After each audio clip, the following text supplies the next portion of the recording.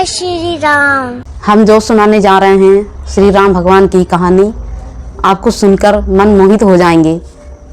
और please channel को subscribe कर दीजिएगा, लाइक भी दे दीजिएगा।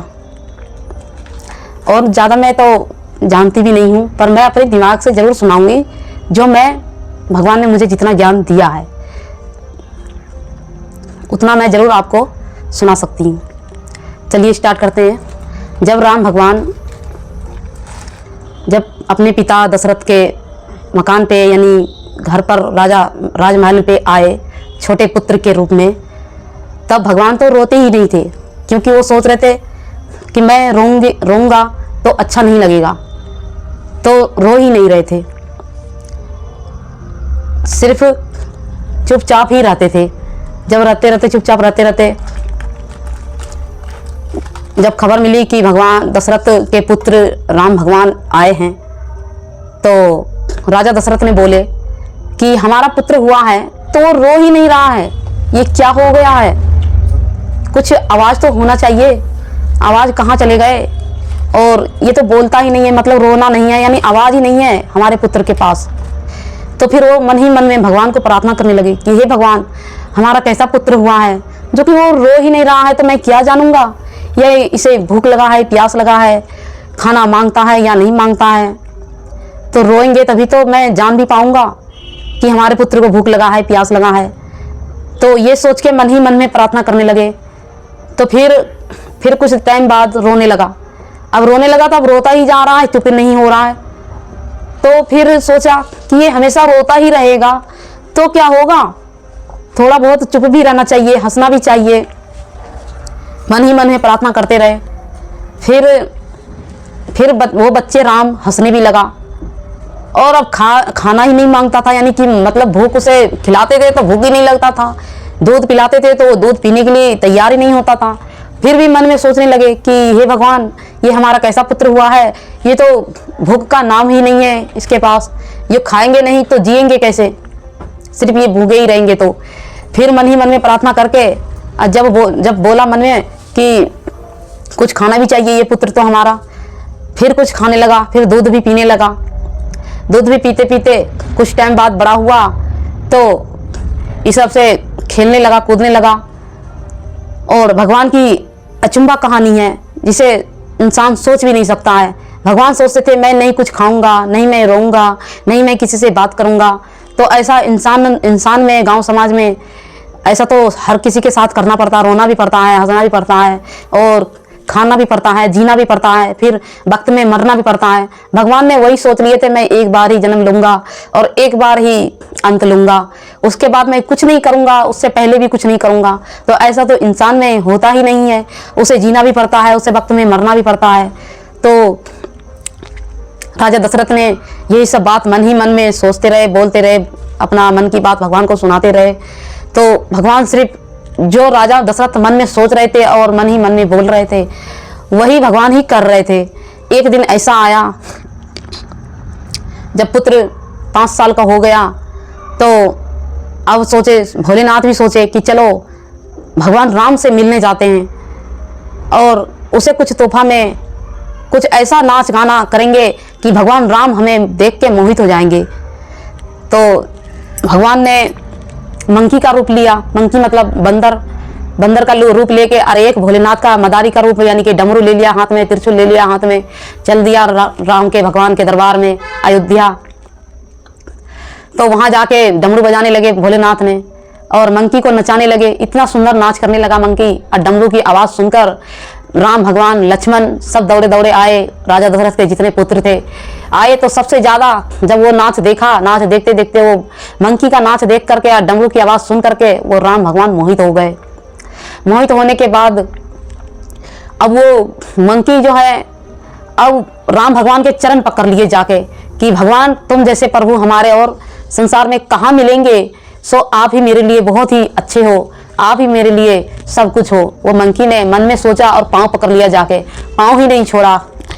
तो उस बच्चे राम भगवान जो थे वो भी अपने मंकी को हाथ फेरता रहा सिर पे, उससे बहुत आनंद मिला उस मंकी को। बहुत आनंद मिला। और आनंद मिलते मिलते फिर राजा दशरथ आए तो ना तो भगवान राम मना कर रहे हैं कि तुम जाओ अपने भोलेनाथ के साथ, और ना मंकी का दिल कह रहा है कि हम वापस भगवान भोलेनाथ के साथ जाएं।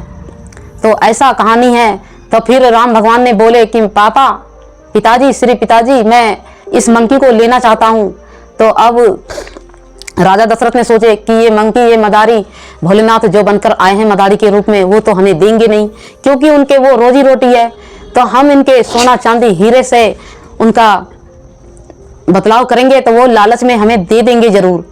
तो बोले कि हमसे इतना सोना ले लो, इतना हीरा ले लो, इतना मोती ले लो, पर हमें मंकी जरूर दे दो। तो भोलेनाथ ने जब सोचे कि मंकी को पसंद कर रहा है तो चलो हम राम भगवान को ही दे देते हैं। वो हीरा सोना थोड़ा सा लेके बस खुश होके चले गए भगवान भोलेनाथ। जाके अपने मंकी, जब बच्चे और बड़े हो गए तो हनुमान जी यानी मंकी को उसे वन में जाके स्थापित कर दिए, यानी कि तुम यहीं पे रहो, तुम्हारा स्थान यहीं है, जंगलों का आप रहने वाले हो, तो जंगल ही आपका स्वयं रूप और स्वयं घर है, सब चीज़ है आपका जंगल ही। तो फिर राम भगवान अपने गुरु का शीश बनने चले गए और मंकी को उस बंदर में उस जंगल में छोड़ दिए कि आपका स्थान यही है, आप यहीं रहो। तो वहीं रहने लगे। रहते रहते हनुमान जी भगवान राम का ही भजन करते करते करते करते यानी कि मतलब वन मानुष का रूप में आ गया। वो वन मानुष मतलब आधा मनुष्य का रूप हो गया, आधा वन मतलब बंदर हो गया। तो वो वन मानुष बन गए। वन मानुष बन के उन पे शक्तिशाली भी बहुत हो गए, वो राम का जाप करते करते और राम का याद करते करते। तो राम भगवान तो भूल गए, पर वो नहीं भूला, वन मानुष जो थे वो नहीं भूला। वो तो सिर्फ राम का ही ध्यान करते थे, क्योंकि इतना प्यार उसे मिला, वो प्यार को कभी जिंदगी भर तक नहीं भूल सकता था। जब फिर कुछ दिन बाद फिर राम के शादी हो गए। शादी होने के बाद फिर उसी जंगल से भगवान राम को गुजरना पड़ा। जब गुजरना पड़ा यानी ऐसा संकट आ गया, क्योंकि उस रास्ते पे वही हनुमान, वही वन मानुष था जो राम भजन कर रहा था, और उसी रास्ते से राम जाने लगे। बोला कि मेरा इस संकट को कोई मान लो सफल कर सकता है, असफल हो गया है हमसे, असफल कर देगा कोई, तो हम बहुत खुश हो रहेंगे और बहुत खुश हो जाएंगे, उसे अपना भक्त बना लेंगे, उसे जन्मों जन्म तक और कुछ युगों तक उनका नाम चलता रहे, हमसे भी आगे नाम चले। तो वो हनुमान ने बेचारे उस राम का कष्ट निवारण किया, भक्त होके भगवान को कष्ट निवारण किया। तो बताओ कितना खुशी की बात है। भगवान जब कष्ट में होता है तो उन्हें कोई सहारा नहीं देता है, और भक्त जब कष्ट में होता है तो भगवान को पुकारते हैं, और जब भगवान को कष्ट होता है तो कोई सहारा नहीं देता है। अगर भगवान को उस भक्त ने सफल किया, असफल काम को सफल किया, तो कितनी खुशी की बात है, और कितना नाम चर्चा होते हैं कि भगवान से बड़े भक्त हैं। तो वो भक्त सिर्फ हनुमान है, वन मानुष, वो है वन मानुष, वन में रहने वाला मानुष। तो कितने कष्ट से भगवान को सफल में फिर वापस से अयोध्या लाए, और लाने के बाद फिर भी अयोध्या में आके भी भगवान राम को सुख चैन नहीं मिली। तो उनके आधा शरीर मतलब सीता जी को फिर वापस वन में जाना पड़ा। जब जाके वो कितने कष्ट में रही सीता माता, और वो कष्ट को पूरा करने के लिए और समाज को सही तरीका दिखाने के लिए और बताने के लिए सीता माँ ने कितनी कष्ट उठाई। उसके तरह कोई भी नहीं उठाया होगा कष्ट, जितनी कष्ट सीता माँ ने की। और भगवान राम ने देख देख के भी आंखों से, पर कुछ नहीं कर पा रहे थे। क्या कर सकते थे? गांव समाज के सामने में एक अकेला इंसान, चाहे राजा हो वह चाहे महाराजा हो, वो कुछ भी नहीं कर पाते हैं। जो गांव के रिश्ता और समाज जो कहते हैं, फिर उसी के भाव से ही निभाना पड़ता है हर काम को। Yeah.